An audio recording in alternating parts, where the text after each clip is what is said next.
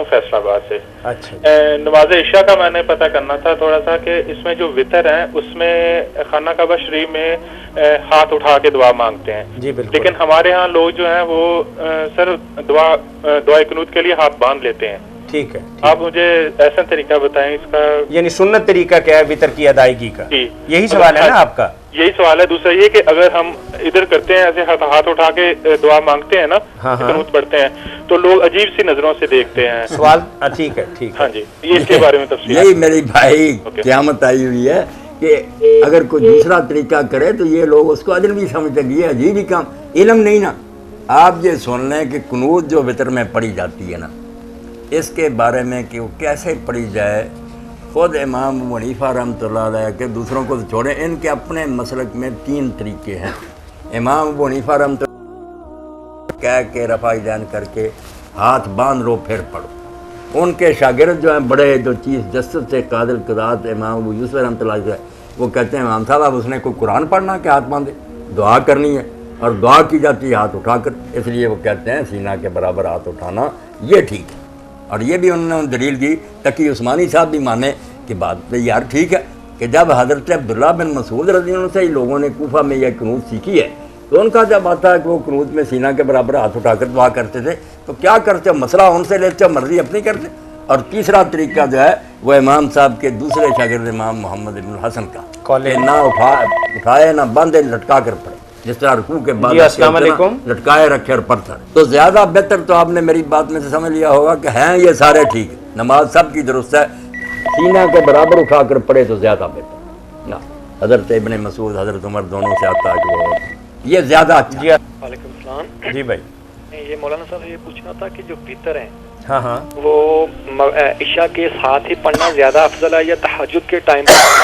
تہجد کے وقت پڑھنے زیادہ افضل ہے, مولانا تو یہی فرماتے ہیں. اچھا, تو بات یہ ہے کہ 2 نفل پڑھ سکتا ہے بندہ, صبح 2 نفل پڑھے اور بعد میں 3 وطر پڑھ لے, یہ بھی ٹھیک ہے, یا 8 یا 11 نفل ہی پڑھنے پڑیں گے تہجد کے؟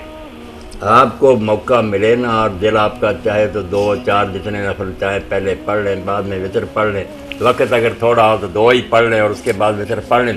وطر کے بارے میں جو میں کہتا ہوں نا وہ میری بات ہے ذرا عام لوگوں سے الگ. میں 3 وطر ایک سلام سے نہیں مانتا, میری تحقیق کے مطابق یہ کوئی شے نہیں, نہ اس کا کوئی ثبوت ہے.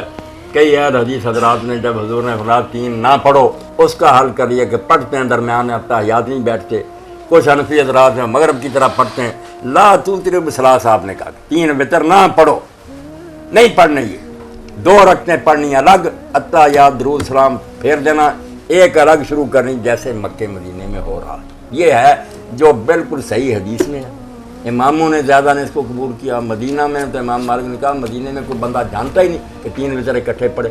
اس لیے اصل بات تو ہے کہ یہ 2 الگ پڑھیں 1 الگ. اگر آپ نے وہ طریقہ کرنا جو لوگ کرتے ہیں وہ بھی کرتے رہے, میں اس کو حرام نہیں کہتا, مگر اس کا ثبوت نہیں کرتا. اچھا, جو سوال آپ نے کیا کہ دعائے قنوت یاد نہیں تو اس کی بجائے قل هو اللہ 3 بار پڑھ لے, یہ تو میرے عزیز بالکل غلط بات ہے. دعائے قنوت کے بدلے کوئی دعا پڑھ سکتا ہے. اگر وہ دعا جو عام طور پر پڑھی جاتی ہے اللہم انا نستعینک کا یا اللہم اہدنی, وہ یاد نہیں, تو آپ کوئی دعا پڑھیں. بے شک رب اجعلنی مقیم الصلاۃ, رب اغفر لی ولوالدی, ایسی دعائیں ربنا آتنا, دعا کرنی ہے دعا. یہ قرات کا موقع نہیں کہ قرآن شروع کر دیں, قرآن مجید نہیں پڑھنا. بالکل غلط بات ہے کہ آدمی یہاں قل هو اللہ شروع کر دے, یہ کیا تک ہوا. وہ رب اغفر لی 2 بار کہے, 1 بار کہہ لے, چلو قنوت ہوگی. کوئی دعا پڑھے جو بھی اس کا جی چاہتا ہے. اور سارے لوگ یہ بھی سن لیں کہ دعائے قنوت کسی دعا کا نام نہیں. یہ بھی ذہن سے نکالیں کہ کوئی دعائے قنوت ہے. سوال ہوتا دعائے قنوت سنا, دعائے قنوت کون سی ہے؟ جو دعا میں آج سے کر لوں گا وہ دعائے قنوت ہے. صحابہ اور تابعین کا پڑھیں, کوئی پابندی نہیں. کبھی کوئی پڑھ رہے تھے, کبھی رو کے اپنی مانگ سے. کیوں تم پوچھتے ہو کہ دعائے قنوت فلاں فلاں؟ کوئی یاد کرنے کی بات نہیں, جو پسند آئے. ابن مسعود رضی اللہ عنہ یا حضرت عمر رضی اللہ عنہ کو اگر اللہم انا نستعینک کا پسند تھی, وہ بھی وطر میں نہیں انہوں نے پڑھی, فجر کی نماز میں پڑھتے تھے جب قنوت پڑھی جاتی ہے اس میں قنوت نازلہ. یہ جو ہے نا اللہم اہدنی, یہ حضرت حسن رضی اللہ عنہ اپنے جد امجد علیہ السلام سے سنی تھی, وطر میں پڑھتے تھے. مگر یہ بھی کوئی حکم نہیں ہو گیا کہ یہ پڑھو. کئی لوگوں کا آتا ہے کہ انہوں نے جب کوئی حدیث شریف میں دعا پڑھی یا قرآن میں, انہوں نے کہا میں تو اپنی قنوت میں اس میں کو پڑھتا ہوں. ایک ٹکڑا میں پڑھ دوں، ابن ماجہ شریف کی حدیث ہے، دعا آپ بھی لکھ رہے ہیں، قنوت الگ ہے، یہ سارے بندے نوٹ کریں، ایک ٹکڑا ہی پڑھوں گا، دعا لمبی ہے۔ رب اعنی ولا تعن علی وانصرنی ولا تنصر علی وامکر لی ولا تمکر علی واہدنی ویسر الہدی لی وانصرنی علی من بغی علی۔ اللہ میری مدد کرنا، میرے مقابلے میں جو دوسرا فریق ہے اس کی مدد نہ کرنا، میرے لیے تدبیر کرنا، میرے دشمنوں کے لیے کوئی تدبیر نہ کرنا، ہاں میرے لیے ہدایت کا راستہ آسان کر دے اور اس میں برکت دے، اور جو میرے خلاف ہیں، مجھ پر زیادتی کرتے ہیں، ان کے مقابلہ میری مدد۔ آگے بھی لمبی دعا، جو اس راوی نے کہا یار مجھے اتنی پسند ہے میں اپنی قنوت میں نہیں پڑھتا، یہ میں نے اس لیے کہہ دیا، قنوت میں آپ کروڑ دعا بھی جمع کر سکتے ہیں۔ دیکھتے نہیں حرم شریف میں جب امام دعا کرتے ہیں پونا پونا گھنٹہ کرتے، قنوت کو کھلا کریں کہ عاجزی سے دعا، قنوت عاجزی سے جو دعا کریں گے وہ قنوت۔ مسجد اس لیے قل هو اللہ نہیں پڑھ، قل هو اللہ تو قرآن شروع کر دیا، دعا تو رہی نا۔ دوسری بات، یہ مسجد کے مسجد میں سوال، یہ بالکل غلط بات مشہور ہے کہ مسجد میں سوال کرنا حرام ہے، لکھ کر بھی کئی لوگوں نے کہا مسجد میں سوال کرنا حرام ہے، حدیث پاک حضور کی طرف منسوب کر دی کہ جو مسجد میں مانگنے والے کو دے گا قیامت کے دن اللہ تعالیٰ 1 روپے کے بدلہ میں اس سے 70 مانگے گا کہ آپ 70 ادا کرو تمہاری، کیوں مسجد میں دیا تھا؟ جھوٹ پر جھوٹ بولتے جاتے ہیں، کوئی اللہ کے رسول نے ایسی بات نہیں کی۔ سائلوں کے لیے حضور بھی کہتے تھے، سائل بھی کرتے تھے، باب السؤال فی المسجد، یہ ابو داؤد شریف میں نکال کر دیکھیں کہ مسجد میں ہی سوال کیا دیا اس کو۔ صرف یہ ہے کہ مانگنے والے بھی کچھ اللہ کا خوف کریں، ایک تو اگر کوئی واقعی حاجت مند نہیں تو سوال نہیں کرنا چاہیے، بڑا گناہ ہے، قیامت کے دن گوشت نہیں ہوگا، خون بہ رہا ہوگا کہ تم کیوں مانگتے جی ہو؟ السلام علیکم۔ وعلیکم السلام، جی بھائی، بس بول رہا ہوں، جی جی میں پوچھنا تھا گھر میں فرض نماز ہو جاتی ہے؟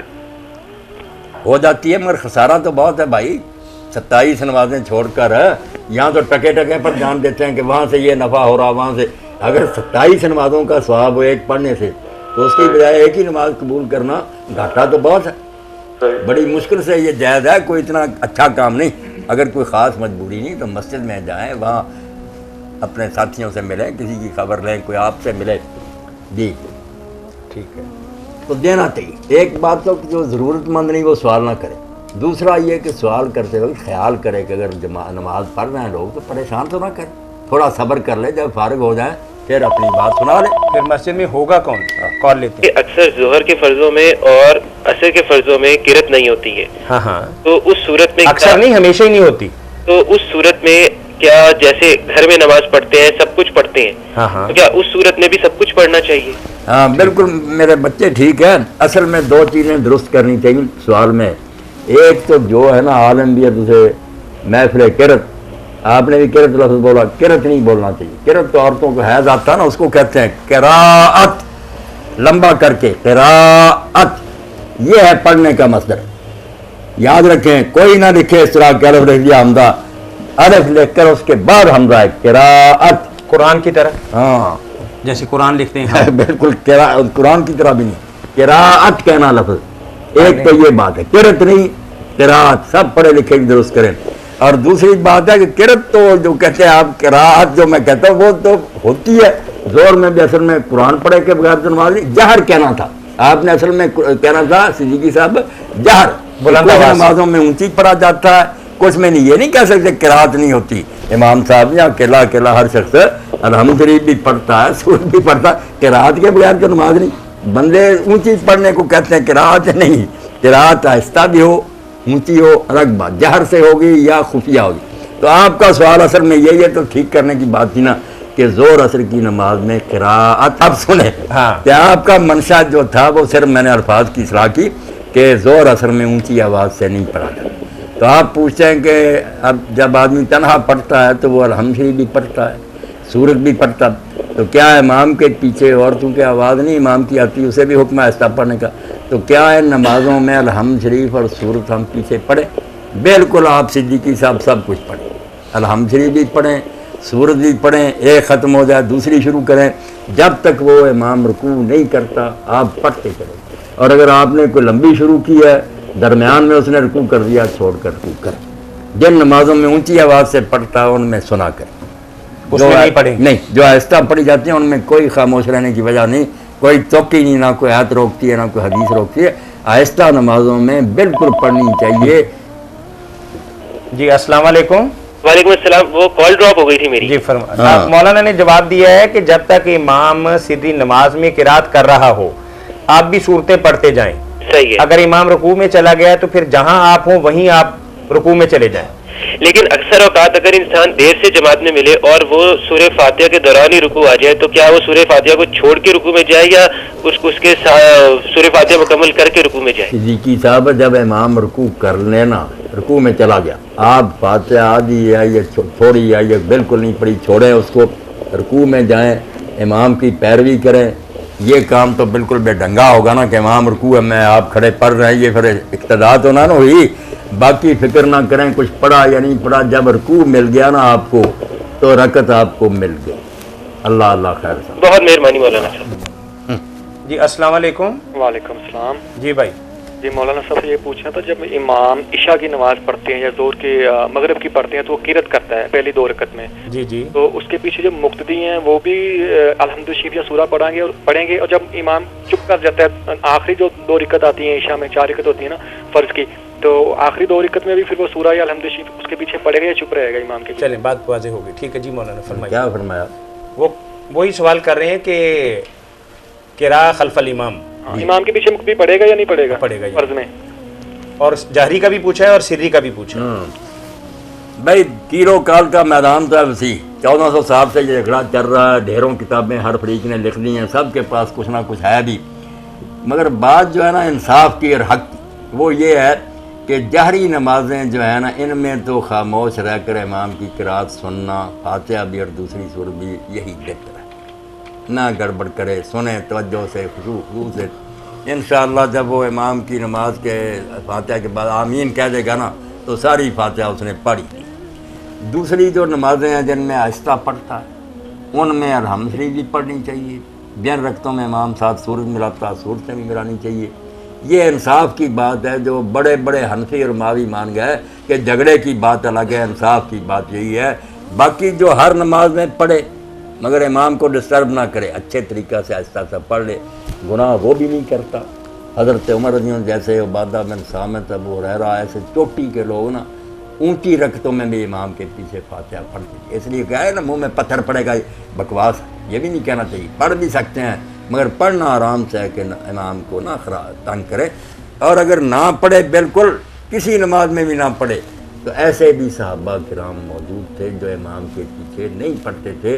खुद इमाम बुखारी रहमतुल्लाह अलैह अपने रिसाला जुज़ुल क़िराअत में मानते हैं कि ज़ैद बिन साबित कातबे वही अब्दुल्लाह बिन मसूद अब्दुल्लाह बिन उमर जैसे लोग इमाम के पीछे नहीं पढ़ते। एक चौथा ग्रोह भी था जिसका मौलवियों को नहीं इल्म थे, वो क़िराअत नहीं करते थे। ये मैं बताऊँगा आज नया ही। जी अस्सलाम वालेकुम।